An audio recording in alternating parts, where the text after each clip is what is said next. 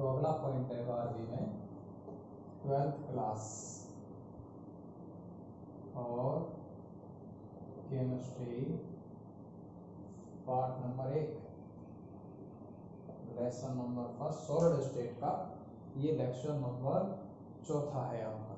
ठीक है, पहले लेक्चर में बेसिक नॉलेज बताई थी, फिर उसका वर्गीकरण बताया था सॉलिडों का, फिर उसके बाद क्रिस्टलीय ठोसों के प्रकार बताए। अब आगे हम उसके जो मेन पॉइंट हैं वो है एकक कोष्टिका और क्रिस्टल जाल। तो सबसे पहला पॉइंट है इसमें एकक कोष्टिका। तो एकक कोष्टिका में क्या होता है, देखो यूनिट सेल क्या होती है, वह छोटी से छोटी इकाई जिसकी बार बार पुनरावृत्ति कराने से क्या बन जाता है, क्रिस्टल जालक बन जाता है। जैसे इस यूनिट सेल को हम क्यूब के रूप में मानते हैं कि जैसे आपका एक क्यूब लिया है और इस क्यूब को उठा के हमने इधर रख दिया, एक दूसरे क्यूब को, है ना, एक क्यूब इधर लगा दिया हमने ऐसे, देखो ध्यान से, ठीक है, और एक क्यूब हमने ऊपर लगा दिया ऐसे क्यूब लगा दिया, एक क्यूब इसके नीचे लगा दिया ऐसे, इस तरीके से लगा दें हम, एक क्यूब इसके बगल में लगा दें ऐसे, ठीक है, इस तरीके से लगा दिया हमने।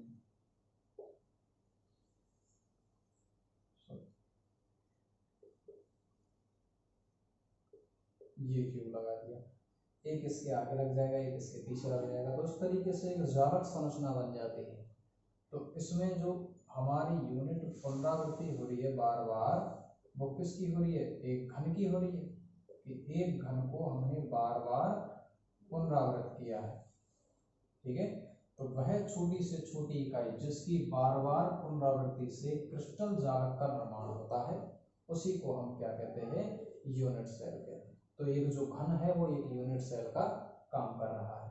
अब वास्तव में इस यूनिट सेल में प्रकार कौन कौन से हैं, कैसी कैसी यूनिट सेल हो सकती है, मतलब इसका ये है कि इसमें कण कहाँ पर हो सकते हैं। जैसे मान लो कुछ यूनिट सेल ऐसी हैं जिनमें कण केवल कोने कोने पर होंगे, ऐसा जालक बनेगा। कुछ ऐसे जालक बनेंगे कि कोनों के साथ साथ बीच में भी आ जाए, मान लो कुछ पार्टिकल्स है। कुछ ऐसी बनेंगी कि इस फलक के बीच में आ जाए, ऐसे भी बन जाए।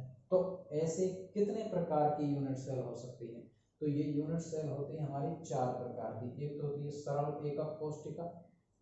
क्या होता है सरल एकक कोष्टिका, उसे कहते हैं जिसमें अवयवी कण घन के प्रत्येक कोनों पर आ जाते हैं। ये कोने हैं घन के, तो यदि जो हमने जालक बनाया है उस जालक की यूनिट सेल हमने एक घन ली थी, यदि ऐसा घन लें और उसकी बार बार पुनरावृत्ति करें जिसके प्रत्येक कोने पर कण हो, ठीक है, तो जैसे क्रिस्टल जालक बन रहा है तो उसके प्रत्येक कोने पर यहाँ पार्टिकल्स होगा, यहाँ पार्टिकल्स होगा, ऐसे कोनों पर पार्टिकल्स आएंगे, तो ऐसा ही जालक बनेगा आपका।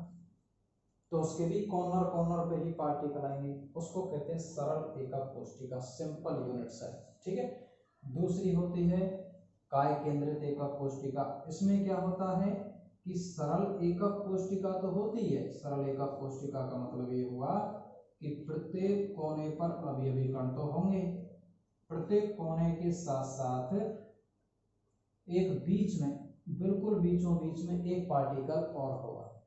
जैसे हम कहते हैं कि ये आपका एक कमरा है और इस कमरे में ये 8 कोने आपको दिखाई दे रहे हैं, 4 कोने ऊपर वाले, 4 कोने नीचे वाले। अगर चारों कोनों पर पार्टिकल्स हैं तो उसको तो हम कहते हैं सरल एकक कोष्टिका। यदि 8 कोनों पर, 8 कोनों के साथ यदि बीच में भी पार्टिकल आ जाए, जैसे बीचों बीच में एक पार्टिकल्स आ जाए, तो उसको हम कहते हैं काय केंद्रित। काय का मतलब होता है बॉडी, बॉडी यानी बीचों बीच, ठीक है, तो उसके बीचों बीच में एक पार्टिकल्स हो जाए उसको काय केंद्रित कहते हैं, बॉडी के बीच में, केंद्रित का मतलब सेंटर में। तो फलक केंद्रित एकक कोष्टिका क्या होती है, तीसरे प्रकार की। इसमें भी सरल एकक कोष्टिका तो चलती है इस तरीके से, सरल एकक कोष्टिका तो ऐसे चलेगी कि पार्टिकल्स घन के प्रत्येक कोने पर होंगे, है, कोने के साथ साथ यदि फलकों के सेंटर में, तो उसी वजह से इसको कहते हैं फलक केंद्रित। फलक कहाँ पर है, देखो ये इसका फलक है, फलक का मतलब दीवार, ऊपर वाली दीवार के बीचों बीच में है, सेंटर में है, नीचे वाली दीवार के बीचों बीच में है, ये आपकी दीवार है नीचे वाली, ये ऊपर वाली दीवार है, ठीक है, ये साइड वाली दीवार है इधर वाली, इसके बीचों बीच में एक पार्टिकल, और ऐसे ही ये वाली इधर साइड वाली है, इसके बीचों बीच में है पार्टिकल।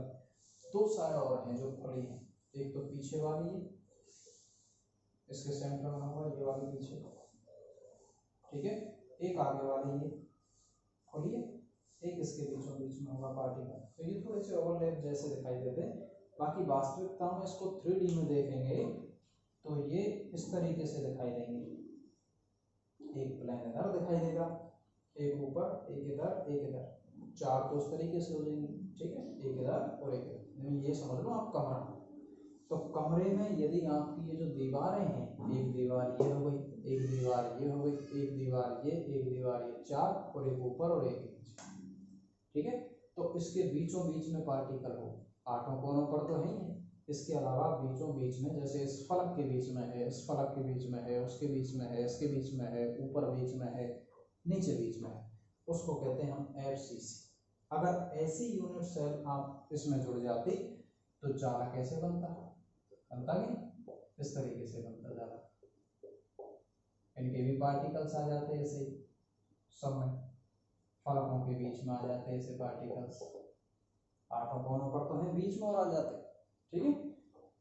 अंत केंद्रित किसे कहते हैं? And centre. इसमें क्या होता है, सरल एकक कोष्टिका तो उसमें भी चलती है, ये हमने सरल एकक कोष्टिका ले ली। सरल एकक कोष्टिका का मतलब आठों कॉर्नर पर पार्टिकल्स होंगे, साथ में किसी भी दो विपरीत फलकों के बीच में होंगे। दो विपरीत फलक का मतलब अंत का मतलब क्या है, इसको इंग्लिश में एंड बोलते हैं, ठीक है। तो एंड का मतलब क्या है, जैसे मान लो मैं एक यूनिट सेल ले रहा हूँ या फिर कोई भी ये पार्ट ले लिया मैंने, अगर मैं यहाँ से स्टार्ट होऊंगा तो कहाँ पर अंत हो जाएगा इसका, स्ट्रेट अगर चले हम तो यहाँ आके खत्म हो जाता है। ऐसे ही अगर मैं इस कमरे में यहाँ से स्टार्ट करता हूँ तो उस दीवार पे जाके खत्म हो जाएगा, अगर मैं स्ट्रेट जाऊंगा तो एंड क्या हो गया इसका, यहाँ से अगर मैंने स्टार्ट किया तो वहाँ जाके एंड हो गया। तो ये एक तो ये दीवार और एक वो दीवार, यानी दो विपरीत वाली दीवार, उनके सेंटर में अगर हो तो उसको कहते हैं अंत केंद्र। जैसे मैंने ये दीवार ले ली ऊपर वाली और नीचे वाली दीवार ले ली, यहाँ से स्टार्ट किया यहाँ जाके खत्म, तो दो विपरीत फलकों के सेंटर में हो तो उसको कहते हैं हम अंत केंद्रित एकक कोष्टिका। तो ये हो गई आपकी यूनिट सेल। इसके बाद हम पढ़ेंगे क्रिस्टल जालक, ठीक है। तो क्रिस्टल जालकों के 7 प्रकार हैं, उनको इसके बाद देखेंगे।